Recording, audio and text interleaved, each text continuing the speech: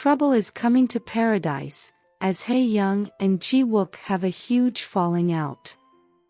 Gyu-Hyun was the main villain in the recently concluded episode 9 of No Gain No Love. Just when he was gradually starting to win the viewers' hearts, he made a 360. Understandably, he felt deceived by Ji-Wook for not telling him, despite having found out. However, it wasn't Ji-Wook's place to tell. It's not like the chairman confirmed his suspicions. Meanwhile, Hae-Young handled the situation with love and grace. It's evident that she's come to love and care for her fake husband. Hae-Young, who hates to suffer loss, took her demotion without grumbling or casting Ji-Wook away. Instead, she found ways to comfort him. However, she asked for no more secrets between them, and Ji-Wook still has a secret up his sleeves.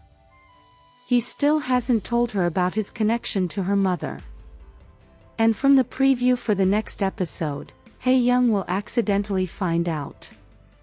Ji-Wook kept his picture with her mother, which he found on the rooftop.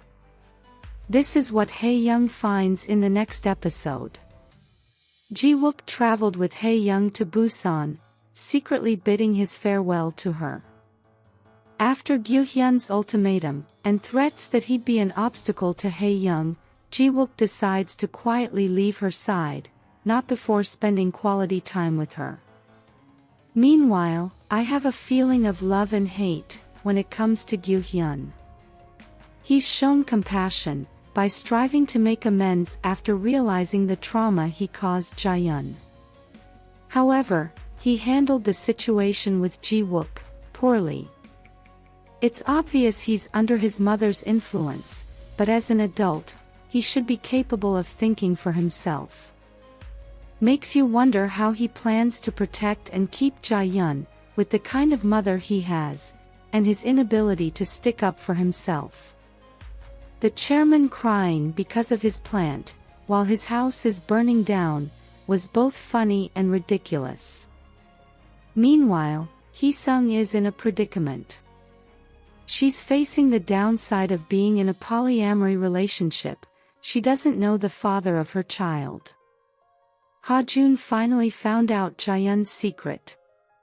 From his reaction, it's obvious he has no romantic feelings for her, but is rooting for her with his boss.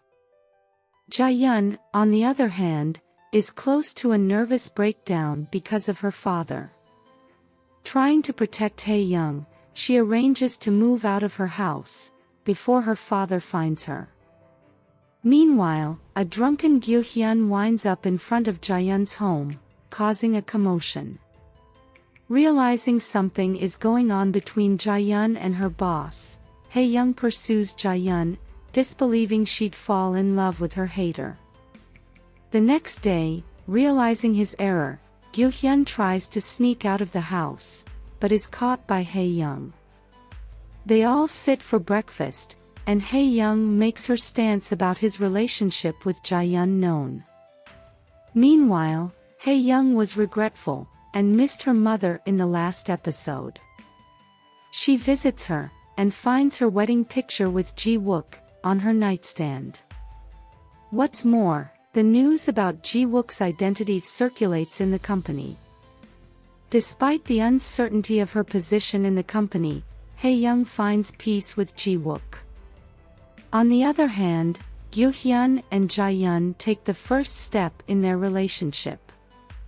As advised by the police officer, Hae-Young checks her mail, and finds out that Ja-yeon's father has been released from prison. Ja-yeon's father lurks around their house, and Ja-yeon finally confronts him, and the reason his contact is saved as murderer on her phone is revealed. Meanwhile, a happy day begins for Hae-Young and Ji-Wook, who find it hard to contain his happiness. However, after Hae-Young finds out that he and Ja-yeon plan to leave her, she throws them out of her house. On a scale of 1 to 10, how will you rate this drama so far? Let us know your thoughts in the comments section below. If you liked this content, give it a like, share, subscribe, and turn on your notification bell for all things wonderfully K-drama. Thanks for watching, bye.